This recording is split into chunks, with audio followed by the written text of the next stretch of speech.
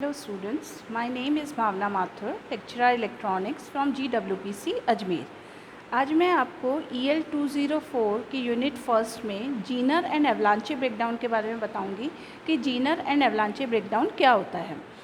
हमने डायोड में देखा था कि डायोड फॉरवर्ड बायस में कंडक्ट करता है और रिवर्स बायस में कंडक्ट नहीं करता, लेकिन रिवर्स बायस पे जब हम उस पर हाई वोल्टेज लगाते हैं तो डायोड का क्या होता है, ब्रेकडाउन होता है और बहुत तेज़ी से करंट बढ़ती है।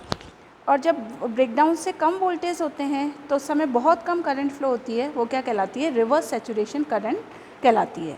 तो आज हम ये देखेंगे कि डायोड के ऊपर ब्रेकडाउन दो तरीके से होता है। ब्रेकडाउन के दो मेथड के बारे में स्टडी करेंगे, जीनर एंड एवलांचे ब्रेकडाउन। तो डायोड पर हम देखते हैं नॉर्मली रिवर्स वोल्टेज लगाया जाता है तो बहुत कम मात्रा में करंट फ्लो होती है, जिसे हम रिवर्स सैचुरेशन करंट कहते हैं। जब रिवर्स वोल्टेज का मान बढ़ाते हैं तो एक पॉइंट ऐसा आता है जिस पर जंक्शन टूट जाता है और करंट तेज़ी से बढ़ने लगती है। वोल्टेज के इस क्रिटिकल वैल्यू को हम क्या कहते हैं, ब्रेकडाउन वोल्टेज VBR कहते हैं, जिस पे कि इसका ब्रेकडाउन हो जाता है जंक्शन का, उसको हम बोलते हैं VBR यानी breakdown voltage. Breakdown voltage reverse bias में PN जंक्शन पर लगाए गए वो वोल्टेज हैं जिस पर जंक्शन टूट जाता है, वह करंट तेज़ी से बढ़ने लगती है, उसे हम क्या बोलते हैं, ब्रेकडाउन वोल्टेज कहते हैं। ये ब्रेकडाउन वोल्टेज की डेफिनेशन है। जंक्शन का ब्रेकडाउन दो प्रकार से होता है। जंक्शन का ब्रेकडाउन के दो मेथड हैं, जीनर ब्रेकडाउन एंड एवलांचे ब्रेकडाउन। हम सबसे पहले देखेंगे जीनर ब्रेकडाउन के बारे में। जीनर ब्रेकडाउन उन डायोड में होता है जो कि हैविली डोप्ड होते हैं, मतलब जिनमें डोपिंग ज़्यादा होती है। डोपिंग का क्या मतलब बताया था कि इम्प्योरिटी मिलाने की जो प्रोसेस है वो कहलाती है डोपिंग, और अगर इम्प्योरिटी आइटम्स ज़्यादा डालेंगे तो उसे हम कहते हैं हैविली डोप्ड। तो जो diode PN diode heavily doped होते हैं उनमें जीनर ब्रेकडाउन मैकेनिज़्म होता है। डोपिंग ज़्यादा होने से क्या होता है कि डिप्लीशन लेयर की विड्थ कम होती है, क्योंकि डोपिंग का क्या मतलब है कि इम्प्योरिटी का कंसंट्रेशन हमने बढ़ा दिया, और डिप्लीशन रीजन क्या होता है कि which is depleted from the mobile charge carriers. और अगर इम्प्योरिटी का कंसंट्रेशन उसी PN डायोड में ज़्यादा है तो डिप्लीशन लेयर के थोड़े पार्ट में भी इलेक्ट्रॉन्स और होल्स हमको अवेलेबल होंगे, तो वो पार्ट क्या हो जाएगा, डिप्लीट नहीं रहेगा मोबाइल चार्ज कैरियर से, तो उसकी डिप्लीशन लेयर की विड्थ क्या हो जाएगी, कम हो जाएगी। तो इसमें डिप्लीशन लेयर की विड्थ कम होती है। जब ब्रेकडाउन वोल्टेज लगाया जाता है तो सकड़ी डिप्लीशन लेयर बनती है, यानी बहुत नैरो डिप्लीशन लेयर बनती है। और हमने ये देखा था कि डिप्लीशन लेयर पे एक स्पेस चार्ज रीजन फॉर्म होता है नेगेटिव आयन और पॉजिटिव आयन के कारण। तो अगर डिप्लीशन लेयर नैरो हो गई तो उस पर जो इलेक्ट्रिक फील्ड डेवलप हुई आयंस के कारण, that is very much strong, बहुत ज़्यादा स्ट्रॉन्ग हो जाएगी। तो ये जो स्ट्रॉन्ग इलेक्ट्रिक फील्ड हुई है, प्रोड्यूस हुई है, ये बॉन्ड्स को क्या कर देती है, तोड़ देती है, कोवेलेंट बॉन्ड्स को तोड़ देगी। अब इसमें कोवेलेंट बॉन्ड टूटने के कारण इलेक्ट्रॉन और होल जनरेट होते हैं, और अगर हम थोड़ा सा भी रिवर्स वोल्टेज बढ़ाते हैं तो बहुत ज़्यादा इसमें करंट फ्लो होने लगती है जीनर ब्रेकडाउन में। तो जीनर ब्रेकडाउन का मैकेनिज़्म ये होता है कि जीनर ब्रेकडाउन उनमें रखा जाता है जिनकी डोपिंग ज़्यादा होती है, जिन डायोड की डोपिंग ज़्यादा होती है। डोपिंग ज़्यादा होने से क्या होता है, हमारी डिप्लीशन लेयर नैरो हो जाती है, क्योंकि वहाँ पे फ्री चार्ज कैरियर्स ज़्यादा हो जाते हैं। और डिप्लीशन लेयर नैरो होने के कारण एक इलेक्ट्रिक फील्ड जो प्रोड्यूस होती है आयंस के बीच में, वो बहुत स्ट्रांग हो जाती है, और वो स्ट्रांग होने के कारण क्या करती है, कोवेलेंट बॉन्ड्स को तोड़ देती है, और इलेक्ट्रॉन होल पेयर फ्री होते हैं और करंट की वैल्यू तेज़ी से बढ़ने लगती है। यह इफेक्ट जीनर इफेक्ट कहलाता है। अब जीनर इफेक्ट अगर हम V और I, ये तो फॉरवर्ड बायस में डायोड की कैरेक्टरिस्टिक्स है जो इस तरह से आती है। रिवर्स बायस की कैरेक्टरिस्टिक्स देखें तो जीनर का ब्रेकडाउन पहले होगा और एवलांचे ब्रेकडाउन लेट होगा, दोनों के लिए छोटे। हम ये वाला पार्ट कंसिडर कर रहे हैं, फॉरवर्ड बायस में नहीं कंसिडर कर रहे, हम रिवर्स बायस की कैरेक्टरिस्टिक्स के बारे में बात कर रहे हैं। तो जीनर का ब्रेकडाउन क्या होता है, जल्दी होता है। तो जीनर जो ब्रेकडाउन है वो नॉर्मली 4 वोल्ट से कम वोल्ट पे प्रीडोमिनेट करता है, और उसके बाद जो हाई वोल्टेज हैं उस पर होता है एवलांचे ब्रेकडाउन होता है, यानी एवलांचे ब्रेकडाउन तो 6 वोल्ट से ग्रेटर पर डोमिनेट करता है, जबकि जीनर वाला 4 वोल्ट से बिलो पे करता है, और 4 और 6 वोल्ट के आसपास ये दोनों इफेक्ट प्रेजेंट होते हैं। तो अब हम देखेंगे कि एवलांचे इफेक्ट क्या होता है। ये तो हमने देखा कि जीनर इफेक्ट क्या होता है। Next is एवलांचे breakdown. जो PN डायोड लाइटली डोप्ड होते हैं उनमें एवलांचे ब्रेकडाउन होता है।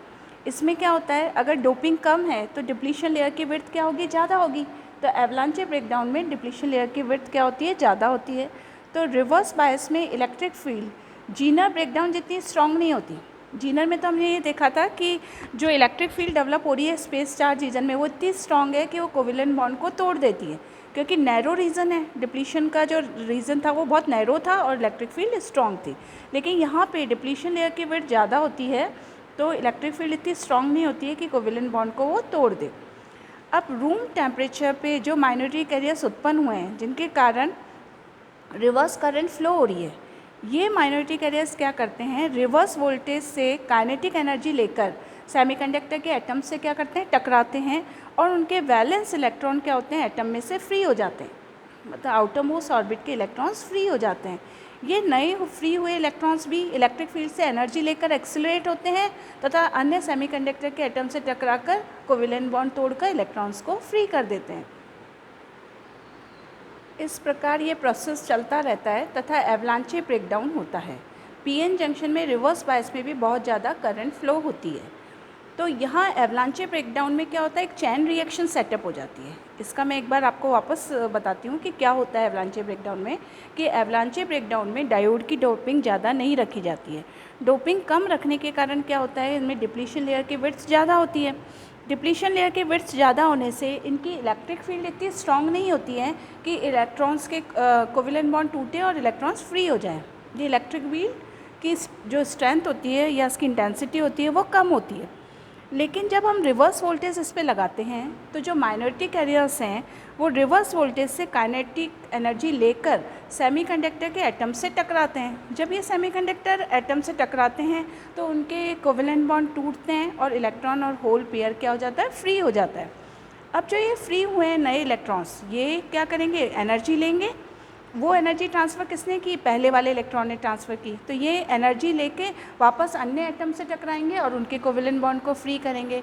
इस तरह से ये एक चैन रिएक्शन फॉर्म हो जाती है और बहुत सारे फ्री इलेक्ट्रॉन उत्पन्न होते हैं। इससे रिवर्स बायस में भी पीएन जंक्शन का जब ब्रेकडाउन होता है, एवलांचे ब्रेकडाउन, तो करंट तेज़ी से फ्लो होने लगती है।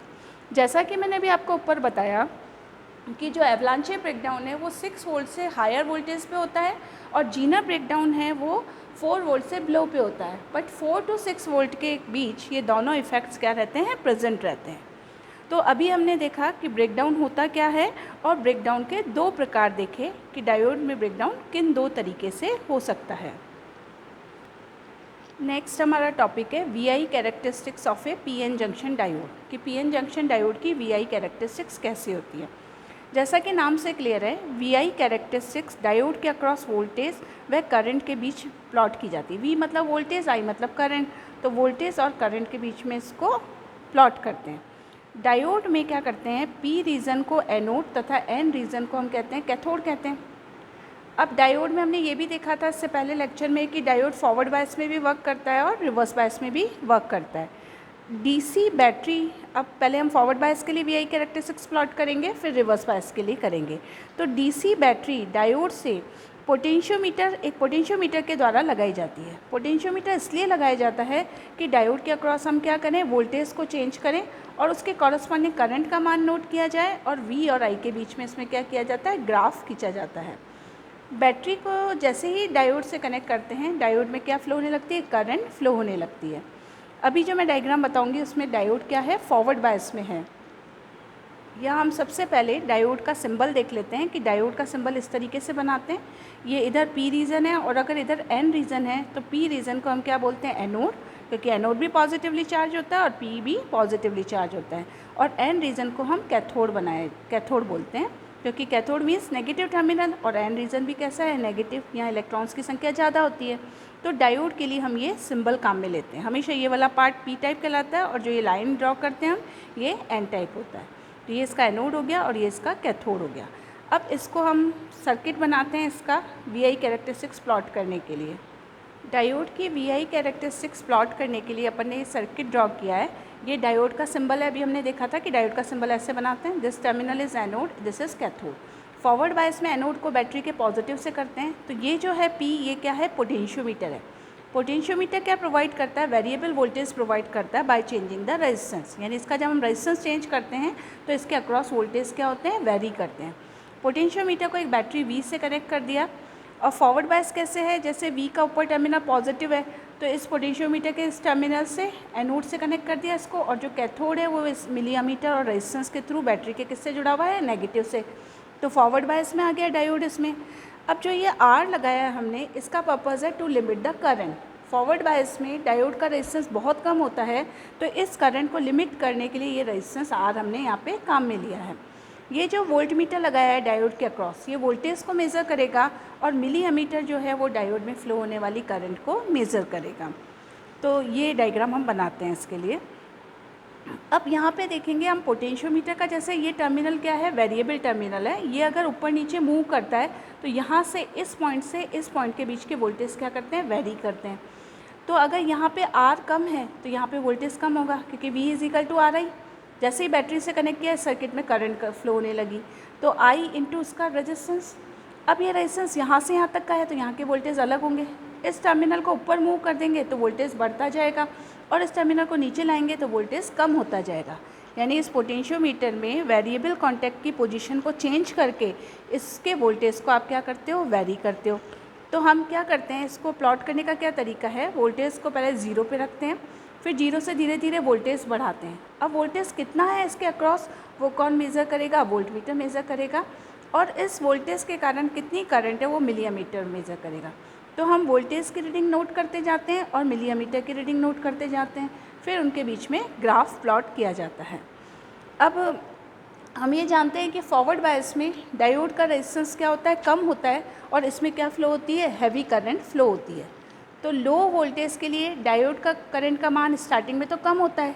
क्यों? क्योंकि फॉरवर्ड बायस लगाने से पहले इस डायोड में जब कोई बैटरी नहीं थी, तो इसमें एक बैरियर पोटेंशियल सेट होता है। जर्मेनियम की वैल्यू, जर्मेनियम के लिए जिसकी वैल्यू 0.3 वोल्ट है, और सिलिकॉन के लिए जिसकी वैल्यू 0.7 वोल्ट है। तो जब तक ये इनपुट वोल्टेज इस बैरियर वोल्टेज से ज़्यादा नहीं होंगे, ये डायोड कंडक्ट ही नहीं करेगा। तो लो वोल्टेज के लिए तो हम ये जानते हैं कि डायोड करंट का मान बहुत कम होता है। जब एक्सटर्नल वोल्टेज का मान बैरियर पोटेंशियल से ज़्यादा होता है, तभी इस डायोड में करंट फ्लो होना स्टार्ट होता है। यानी जैसे ही वोल्टेज 0.7 से ज़्यादा हो गए, होल्स और इलेक्ट्रॉन की ज़्यादा संख्या जंक्शन को क्रॉस करती है और करंट का मान बढ़ने लगता है। अब अगर हम इसका एक डायग्राम दिखाएं, फॉरवर्ड बायस में इसकी कैरेक्टरिस्टिक्स दिखाएं डायोड की, तो वो इस तरह की होती है। यानी आपको यहाँ दिख रहा है कि इधर तो हमने फॉरवर्ड वोल्टेज ले लिए, इधर फॉरवर्ड करंट ले ली। स्टार्टिंग में तो करंट हम देख रहे हैं 0 है, फिर करंट धीरे धीरे 0.7 के आसपास करंट का मान क्या हुआ, तेज़ी से बढ़ने लगा। तो 0.7 कट इन वोल्टेज है फॉर सिलिकॉन, जर्मेनियम के लिए 0.3 होता है।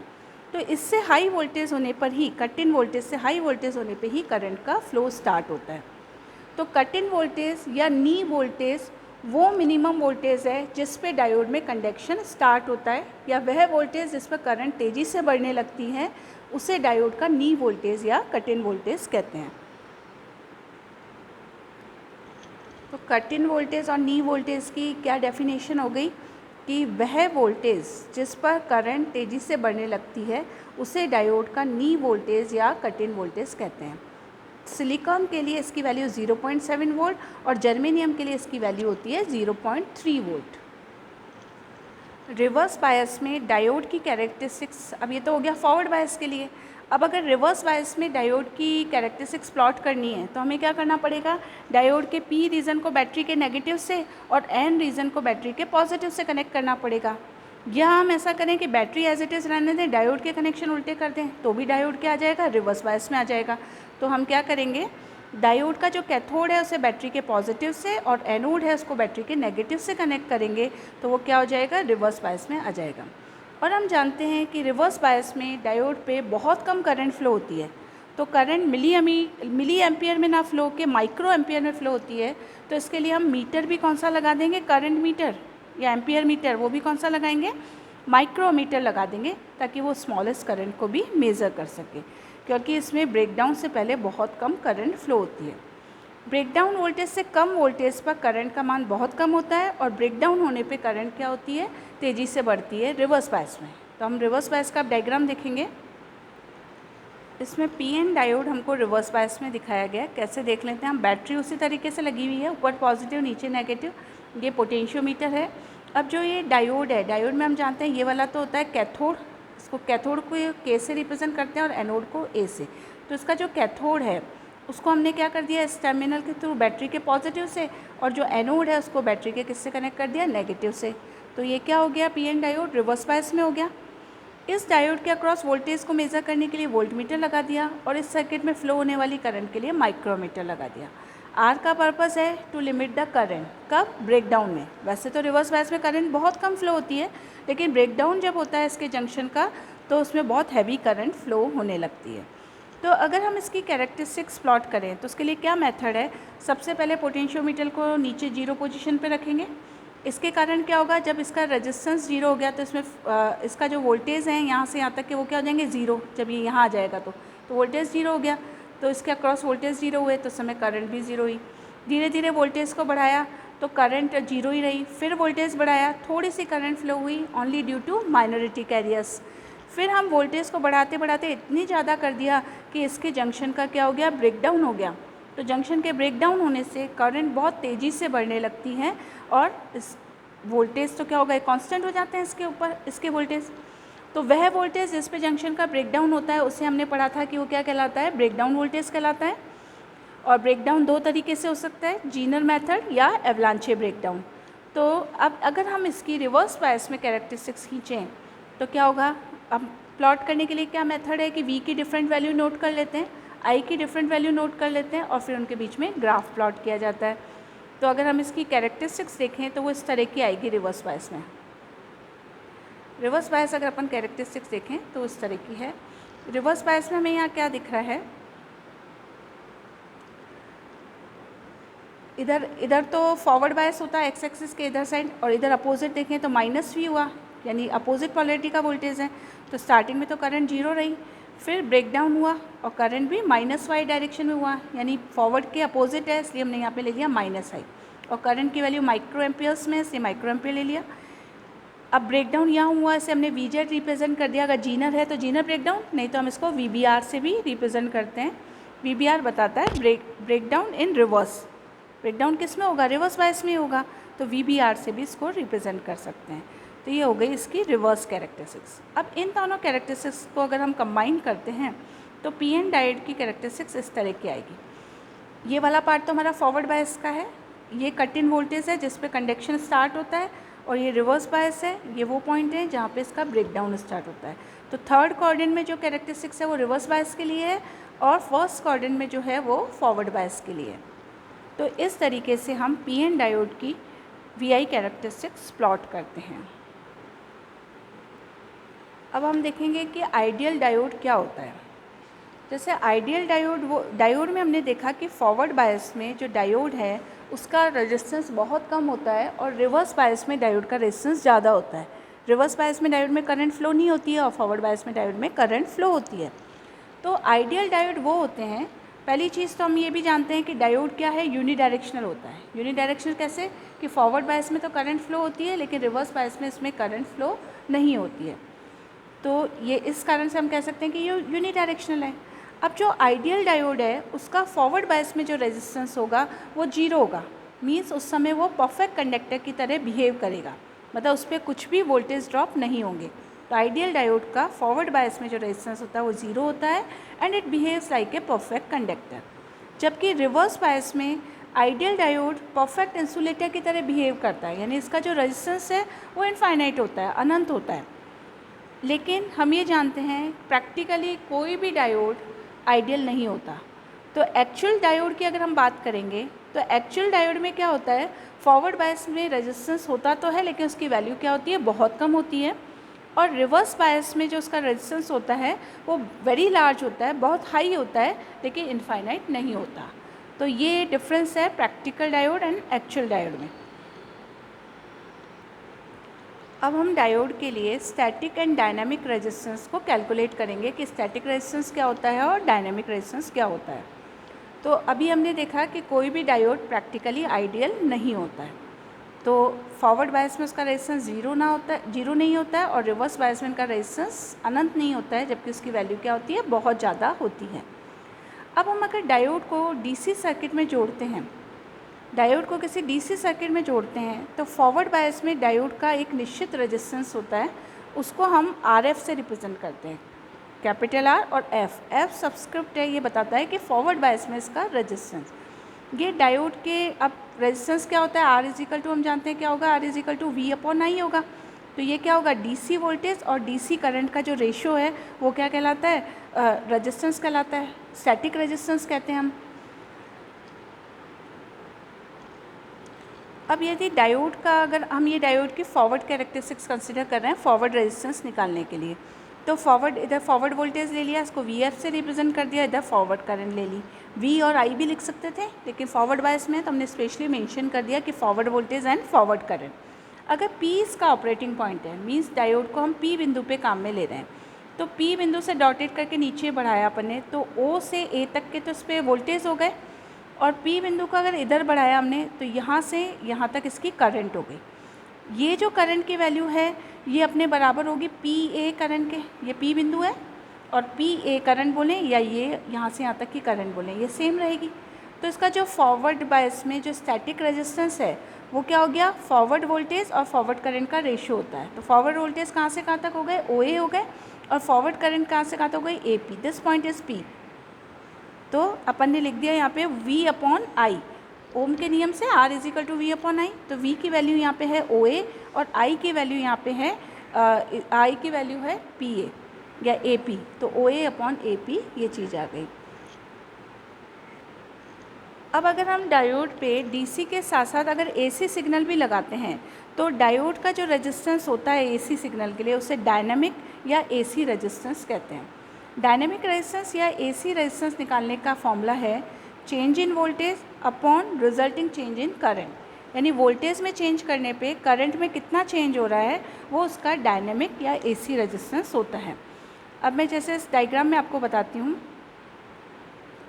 कि अगर जैसे अपन इनको एम और एन इन पॉइंट को भी कंसिडर करें, एन पॉइंट पे वोल्टेज यहाँ से लेकर यहाँ तक एन पॉइंट के वोल्टेज हैं और एम पॉइंट पे वोल्टेज यहाँ से यहाँ तक है, तो अब अपन इनके बीच का वोल्टेज का डिफरेंस लें, यानी एम पॉइंट के कॉरस्पॉन्डिंग वोल्टेज है वो और एन पॉइंट के कॉरस्पॉन्डिंग वोल्टेज है, इनका डिफरेंस लें और उसे change in voltage del V से रिप्रेजेंट करें। तो इसके रेस्पेक्ट में करंट में कितना चेंज हो रहा है वो निकालने के लिए हम क्या करेंगे, इस पॉइंट का वोल्टेज दे रहे हैं, इसको डॉटेड करके ऊपर बढ़ाया, ये कर्व को यहाँ करता है, एन पॉइंट आया, इसको डॉटेड करके इधर बढ़ाया, तो करंट की वैल्यू ये हो गई यहाँ पे। अब इसी तरह से सेकेंड पॉइंट है हमारा एम, तो एम के लिए वोल्टेज, इसको डॉटेड बढ़ाया, यहाँ से यहाँ तक एम के लिए वोल्टेज है। अब ये कर्व पे यहाँ हो रहा है, कर्व पे पॉइंट एम है, इसको डॉटेड करके आगे बढ़ाया, तो यहाँ से यहाँ तक इसकी क्या हो रही है, करंट हो रही है। तो इस बिंदु की करंट और इस बिंदु की करंट ये डेल आई बताती है, यानी change in current with respect to change in this voltage. तो चेंज इन वोल्टेज और चेंज इन करंट का रेशियो क्या कहलाता है हमारा, स्टैटिक नहीं, ये डायनेमिक रेजिस्टेंस कहलाएगा। स्टैटिक में तो हम क्या कहते हैं, एक सिंगल पॉइंट डीसी के लिए कंसिडर करते हैं, और अगर एसी सिग्नल पे अप्लाई करते हैं तो चेंज इन वोल्टेज होता है, तो रेजिस्टेंस को क्या बोला जाता है, फॉरवर्ड रेजिस्टेंस को डायनामिक रेजिस्टेंस या फिर एसी रेजिस्टेंस। तो इसका फॉर्मूला हो गया एसी रेजिस्टेंस आर एफ का del V upon del I. AC resistance की दूसरी जो डेफिनेशन है ये बराबर होता है slope of forward characteristics, forward characteristics के स्लोप के इन्वर्स के बराबर होता है आर एफ। डायनेमिक रेजिस्टेंस जो होता है that is equals to the inverse of the slope of forward characteristics, यानी फॉरवर्ड कैरेक्टरिस्टिक्स जितना टिल्टेड है उसका जो स्लोप है उसके इन्वर्स के बराबर होता है। तो इसकी डेफिनेशन हम ये भी कह सकते हैं कि एसी रेजिस्टेंस फॉरवर्ड कैरेक्टरिस्टिक्स के स्लोप के रेसिप्रोकल के बराबर होता है। ठीक है, अब आरएफ के फॉर्मूले मैंने आपको बताया कि ऊपर क्या लेते हैं, चेंज इन वोल्टेज, और नीचे लेते हैं रिजल्टिंग चेंज इन करंट। तो यहाँ पे डेल आई क्या रिप्रेजेंट कर रहा है, चेंज इन करंट, और डेल वी यहाँ क्या रिप्रेजेंट करेगा, चेंज इन वोल्टेज। तो इस तरीके से ये डेफिनेशन हो गई स्टैटिक रेजिस्टेंस क्या होता है और डायनामिक रेजिस्टेंस क्या होता है। तो आज के लेक्चर में हमने देखा, सबसे पहले देखा कि ब्रेकडाउन होता क्या है, ब्रेकडाउन के दोनों टाइप्स को कंसिडर किया, जीनर एंड एवलांचे। उसके बाद हमने देखा कि आइडियल डायोड्स क्या होते हैं, एक्चुअल डायोड क्या होते हैं। उसके बाद डायोड में कि वीआई कैरेक्टरिस्टिक्स किस तरीके से प्लॉट की जाती है। वीआई कैरेक्टरिस्टिक्स प्लॉट करने पे हमने देखा कि इसकी दो तरह की कैरेक्टरिस्टिक्स हमने प्लॉट की, फॉरवर्ड बायस में एंड रिवर्स बायस में। उसके बाद हमने इसका फॉरवर्ड रेजिस्टेंस निकाला, और फॉरवर्ड रेजिस्टेंस के भी दो टाइप्स देखे, static resistance and dynamic resistance. तो इस तरीके से हमने डायोड के बारे में आज पढ़ा। Thank you.